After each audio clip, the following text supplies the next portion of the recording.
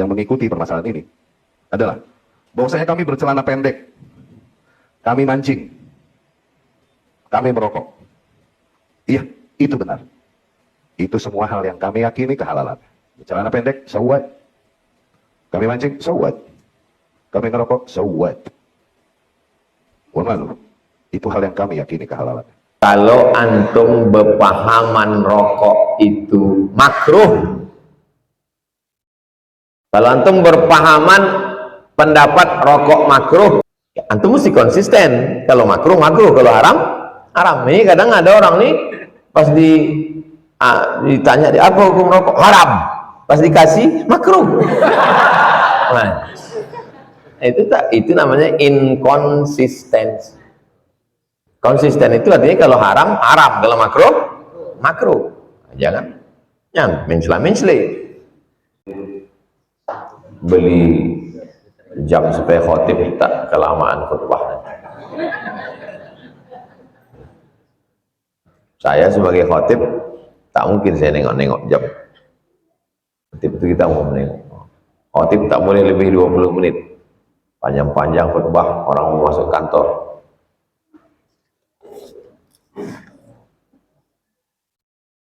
Bagaimana caranya kita ingin mengetahui susunan Al-Quran berdasarkan urutan turunnya wahyu?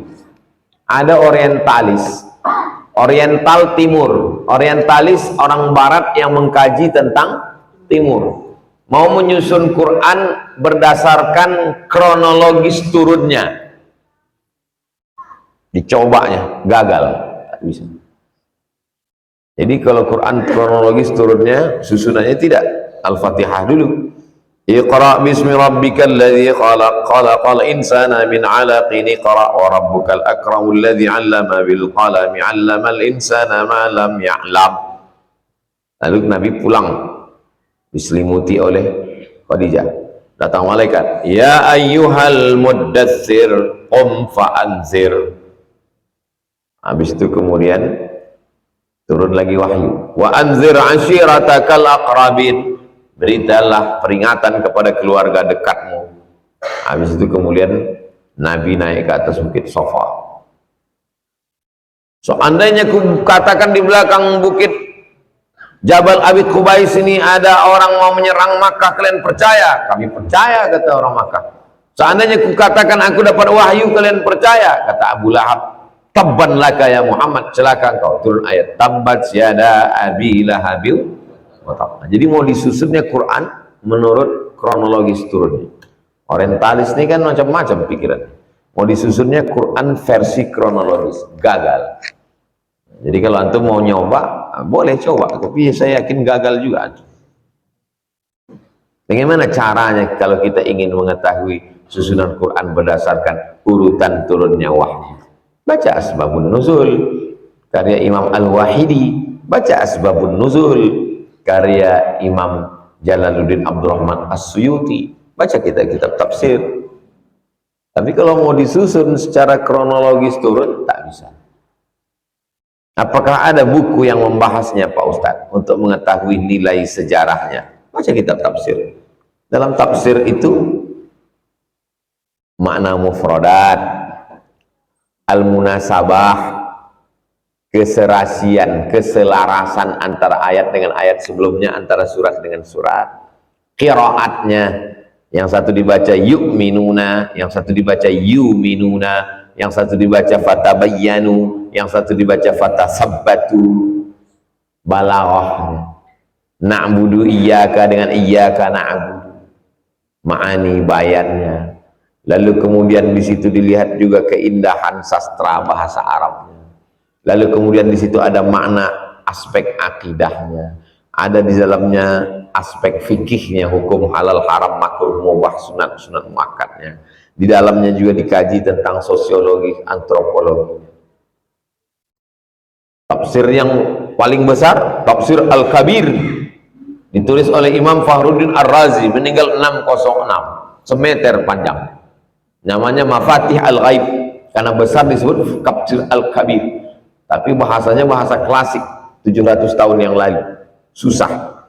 Kalau tafsir yang modern, yang simple, tafsir ditulis Al-Munir, ditulis oleh Syekh Wahbah Zuhaib. Nah, itu sistematis. Antum baca tafsir Al-Munir.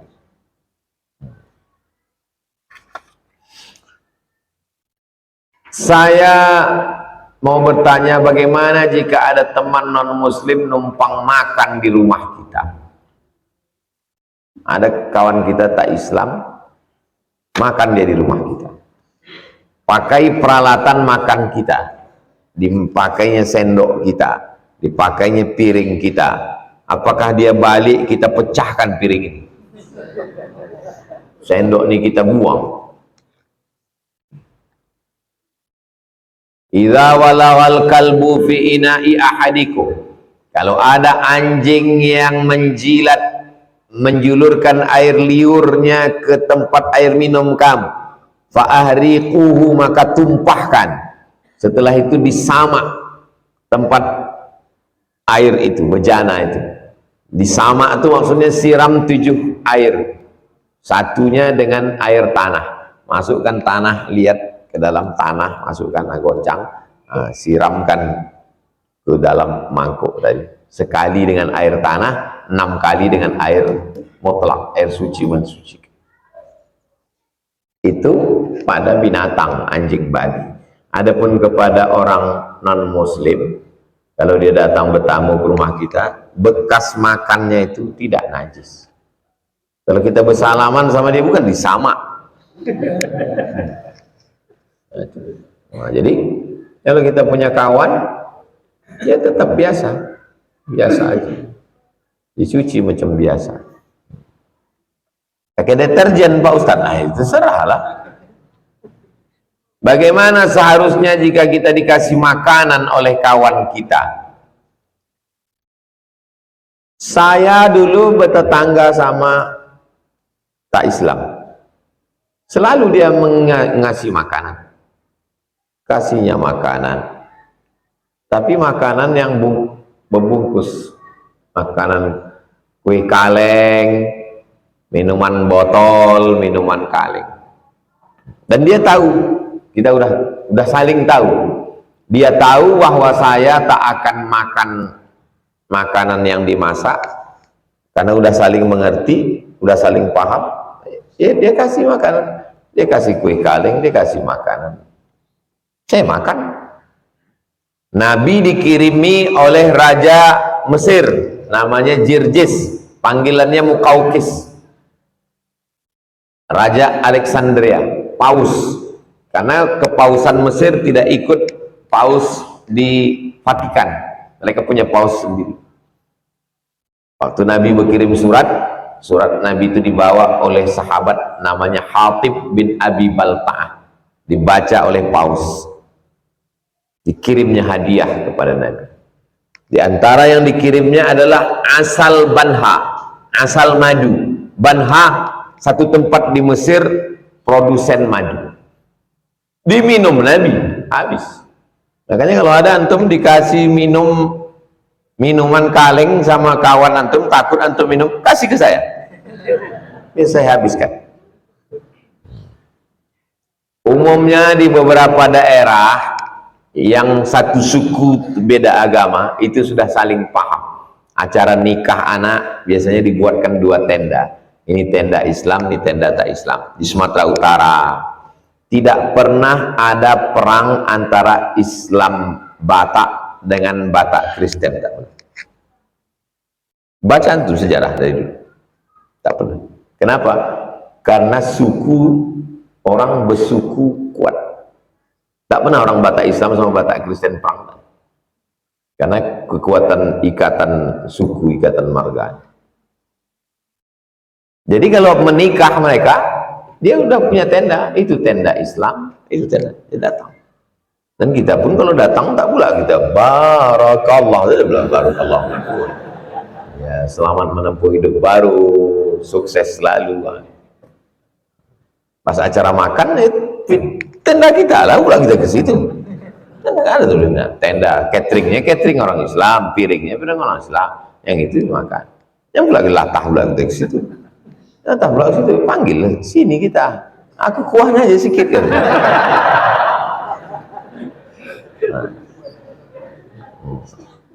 Ya udah, dari beberapa daerah itu seperti di daerah Sulawesi Utara, daerah Ambon, di Sumatera Utara, itu sudah saling tahu. Sudah semacam perjanjian tak tertulis. Kalau kirim makanan, makanan bungkus. Dah biasa. Kita di Riau, karena kita mayoritas, kita kurang merasakan itu.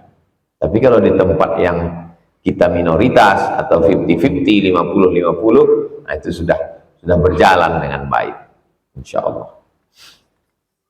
Saya selalu kepikiran dengan almarhumah emak saya setiap mau tidur, sehingga saya selalu bersedih, bahkan sampai larut malam tak bisa tidur. Amalan apa yang harus saya lakukan, Pak Ustadz?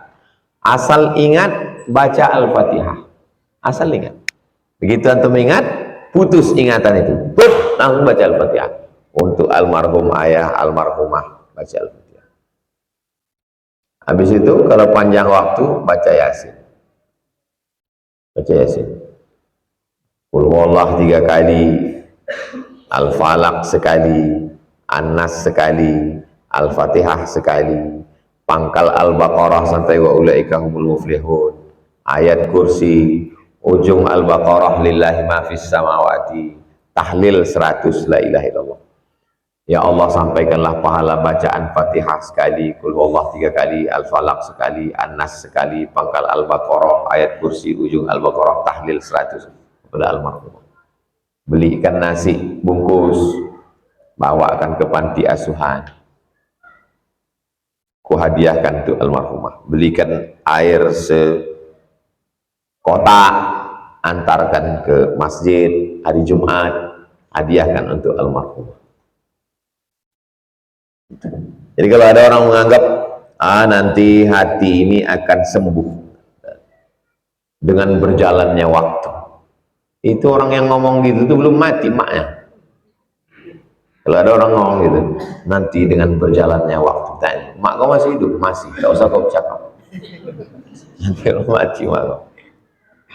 Tidak ada berjalannya waktu hati kita menjadi baik. Nanti dia akan hilang kalau kita mati, baru dia hilang. Kalau untuk mati baru dia hilang. Selama kita masih hidup tak akan hilang-hilang itu, tetaplah dia. Yang bisa menghilangkannya hanya perbuatan baik, baca Quran, zikir, sedekah, kasih air, sumur bor, pembebasan tanah. Saya masih mahasiswa Pak Ustadz, tak ada duit, baca Quran. Baca Quran pun saya tak bisa Pak Ustadz, tahlil la ilaha illallah. Ya Allah, sampaikanlah pahala tahlil yang kubaca ini 1000 kali untuk almarhumah. Nah, itu bisa.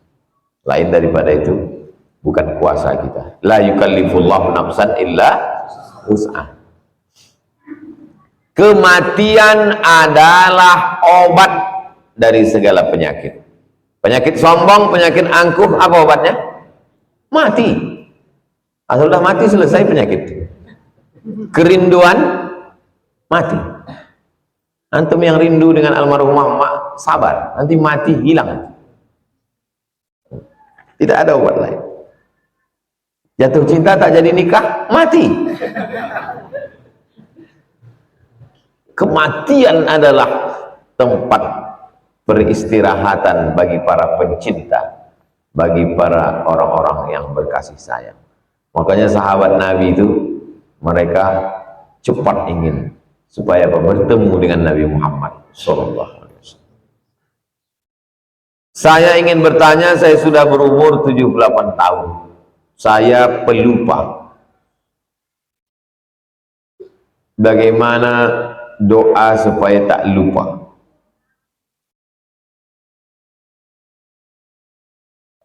Jadi kalau sudah kita berumur, wa man nu'ammirhu, siapa yang kami panjangkan umurnya, nunakkishu fil khalqi, kami kurangi kejadiannya. Dulu kejadian kita awal tak kuat berdiri, maka begitu juga nanti kalau udah tua tak kuat berdiri. Bercakap tak lancar, kalau udah tua begitu. Begitu juga dengan ingatan ini. Ingatan ini begitu. Saya umur 46 tahun. Tak sama macam baru pulang dulu umur 31. Banyak hal yang saya tak ingat. Maka selalu saya catat itu, di note itu saya catat. Hari ini apa yang mesti saya lakukan, jam ini siapa yang datang, detail jam itu, jam 8, jam 9, jam 10, jam 11. Nanti apa, kalau tidak lupa saya. Jadi itu memang udah tak tertolong lagi. Ingat aja anak sama bini udah alhamdulillah.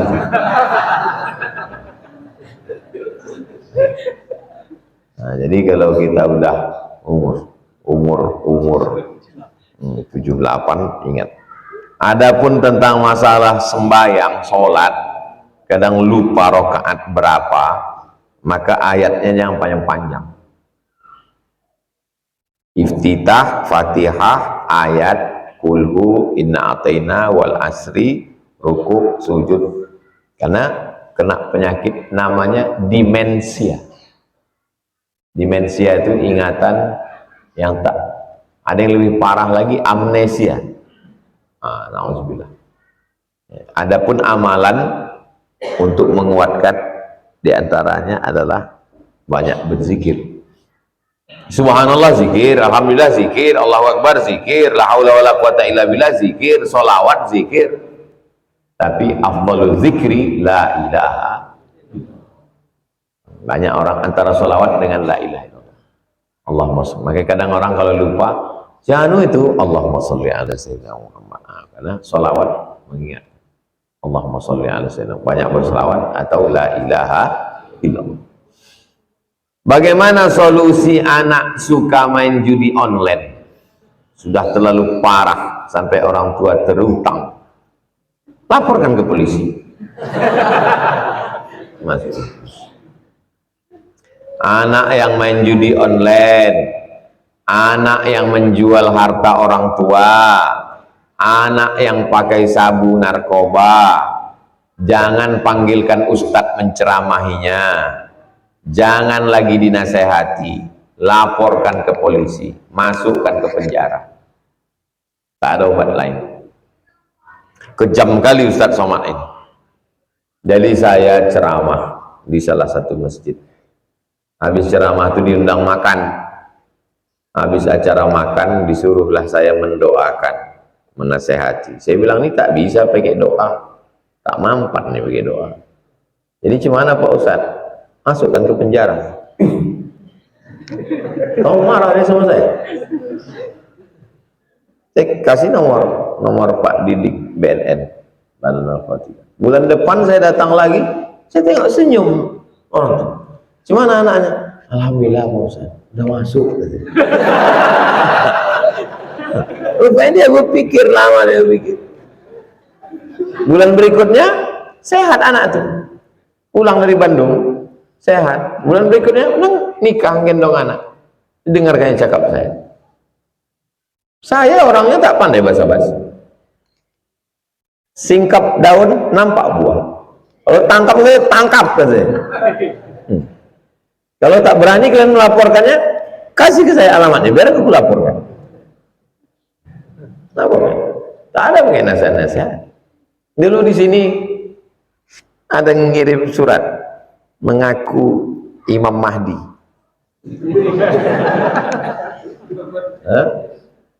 Perempuan dinikahi oleh laki-laki mengaku Imam Mahdi. Saya laporkan, tangkap di perbatasan Aceh Sumatera Utara. Tangkap. Saya pesan ke Pak Polisi itu. Saya mau minta izinkan saya masuk ke Polda, mau saya tinju muka Imam Mahdi itu. Izinkan saya masuk ke Pak Polisi, mau ku pijak muka Imam Mahdi. Jangan Pak Ustadz, nanti kalau ketahuan rame nanti. Kita matikan lampu Pak, tak bisa. CCTV nampak Ustaz. Kok diizinkan kemarin tuh matikan lampu. Ada sepatu bot saya pakai. Pijak Imam Mahdi. Paling tidak kan pasti tanya malaikat, pernah kau jumpa Imam Mahdi? Pernah aku pijak-pijak. Tadi kasih polisi. Apa hukum menjual rokok ilegal tanpa cukai? Ada hukum negara, ada hukum agama. Menjual rokok, kalau antum berpahaman rokok itu makruh, kalau antum berpahaman pendapat rokok makruh, berarti menjual rokok sama dengan menjual kerupuk jengkol. Itu yang di simpang Panam kan ada jual kerupuk jengkol. Itu sama dengan rokok. Kalau berpendapat rokok itu makruh. Tapi kalau antum mengambil pendapat ulama yang rokok haram, berarti menjual rokok sama dengan menjual khamar, menjual babi. Ya, antum mesti konsisten. Kalau makruh makruh, kalau haram haram. Ini kadang ada orang nih pas ditanya di apa hukum rokok, haram. Pas dikasih makruh. Nah, itu namanya inkonsistensi. Konsisten itu artinya kalau haram haram, kalau makruh makruh. Jangan mencela-mencela. Ini tentang hukum agama. Adapun hukum cukai di Indonesia, orang yang membawa bawang putih, membawa barang dari luar negeri, tidak didaftarkannya, maka dia menjadi penjahat pajak. Saya dipanggil ke kantor pajak, periksa pajak. Ustadz banyak duit, saya bilang tak ada duit. Ini duit YouTube, tak ada duit YouTube masuk ke rekening saya.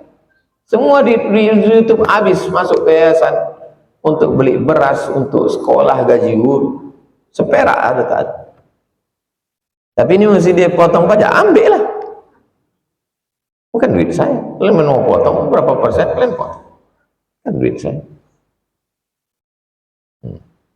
Jadi petugas pajak akan mengambil. Bayarlah pajak sampai semua pegawai pajak punya Rubicon. Apa hukumnya kalau kita sudah daftar haji, tapi uang pendaftaran tersebut ditarik lagi karena usaha yang dijalankan sudah bangkrut? Ibadah haji ini ibadah yang wajib tapi bersyarat. Manis tata'a ilaihi sabila. Siapa yang mampu? Orang yang tak mampu tak wajib haji. Orang tak mampu tak wajib haji. Dan mampu itu ada limit waktunya. Bulan ini mampu, bulan depan belum tentu mampu, bangkrut. Maka duit itu dipakai untuk usaha, untuk dimasukkan duit 50 juta ke bank. Masukkan. Bulan depan tak ada yang bisa untuk dimakan pun tak ada. Diambil duit untuk makan. Nah hajinya macam mana Pak Ustaz? Iya tak bisa berangkat haji. Tapi saya mau berangkat juga. Nah inilah orang yang tak konsisten. Jadi memang susah kita kalau jumpa sama orang tak konsisten. Ibadah itu bukan cuma haji. Puasa sunat juga ibadah. Zikir juga ibadah, baca Quran juga ibadah, sholat juga ibadah. Jangan membatasi ibadah hanya pada satu ibadah. Bukan satu-satunya ibadah itu haji. Niat, tawaf, sa'i,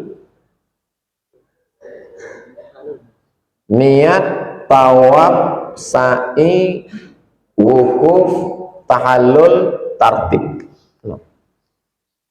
Niat, tawaf, sa'i, wukuf, tahallul, tartib.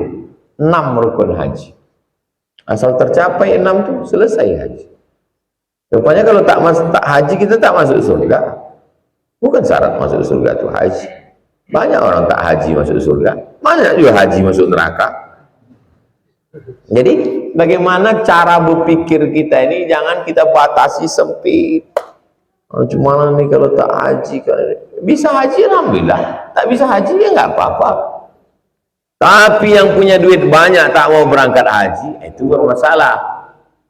Man wajada sa'atan, siapa yang punya duit banyak, falam yahuj, tak mau berangkat haji, mata mitatan jahiliyah, matinya mati jahiliyah. Sekarang store 50 juta ONH biasa. 30 tahun baru berangkat. 2023 store 2053 baru berangkat.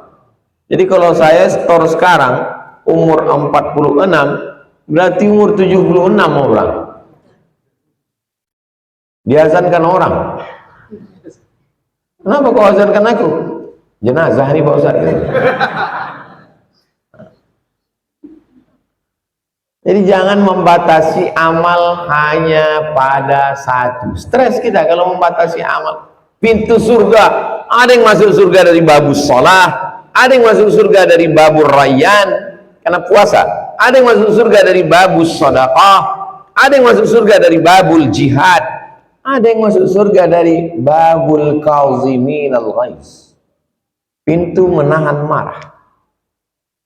Ibadah itu ada yang mengeluarkan suara baca Quran, mengeluarkan tenaga sholat, mengeluarkan duit infak zakat sedekah. Ada yang ibadah tidak mengeluarkan apa-apa, hanya menahan marah. Begitulah sayangnya Allah. Haji keluar tenaga, tawaf, sa'i, berkeringat-keringat, melontar jumroh, keluar duit, tiket pesawat, hotel, makan. Ada ibadah yang tak mengeluarkan apa-apa. Apa dia? Menahan amarah. Jangan membatasi ibadah pada satu ibadah. Haji, kalau tak haji nanti. Ada duit, berangkat haji. Tak ada duit, tak berangkat haji. Sholako dan lain sebagainya. Jangan kita beribadah hanya karena mau dipanggil haji. Seganlah Pak Ustaz, kawan-kawan seangkatan dah haji semua. Berarti kita ibadah bukan karena ilmu, bukan karena Allah. Itulah susahnya kalau orang tidak punya pendirian. Mampu berangkat haji, tak mampu tak usah berangkat haji. Ya Pak Ustaz, tapi belum ada gambar di Ka'bah lagi. Itu di Bangkinang ada Ka'bah. Ada di depan Masjid Islamic Center. Foto situ. Jadi kalau kita mengaji menjadi lapang pikiran kita, tak sempit, tak jumut, tak macam katak dalam tempur. Kalau dengan mengaji pikiran kita jadi lapang, teruskan. Kalau dengan mengaji pikiran kita jadi tenang, teruskan. Tapi kalau ngaji hanya membuat kita sempit, suka berkelahi, mencaci maki, sumpah serapah, berpindahlah ke lain guru. Yang tak boleh itu berpindah ke lain hati. Di akhir majelis mari kita sama berdoa kepada Allah. Mudah-mudahan kita istiqamah ala hadhihi niyah. Al-Fatihah. A'udzubillahi minasyaitonir rajim. Bismillahirrahmanirrahim. Alhamdulillahirabbil alamin arrahmanir rahim maliki yaumiddin iyyaka na'budu wa iyyaka nasta'in shiratal mustaqim shiratal ladzina an'amta 'alaihim ghairil maghdubi 'alaihim waladdallin amin. Allahumma shalli ala sayyidina Muhammad wa ala ali sayyidina Muhammad. Assalamu alayka ya Rasulullah. La tada' lana dhanban illa ghafartah wala hamman illa farajtah wala dainan illa qadaitah wala musafiran illa wasaltah wala maridan illa syafaitah wala hajatan min hawaijid dunya wal akhirati laka ridha wa lana fiha salah illa qadaitaha wa yassartaha. Rabbana ighfir lana dhunubana wa liwalidayna warhamhuma kama rabbayana shaghira. Allahumma ansur ikhwanana al-mujahidin fi Falastin. Allahumma dammir a'da'aka a'da'ad-din. Allahumma ansur man nasaraddin wahdhuril kafarata wal musyrikin. Rabbana atina fid dunya hasanah wa fil akhirati hasanah wa qina adzabannar. Wa sallallahu ala sayyidina Muhammad wa ala alihi wasallam. Walhamdulillahi rabbil alamin. Taqabbalallahu minkum innahu minkum taqabbal ya. Usolli sunnatal isyraq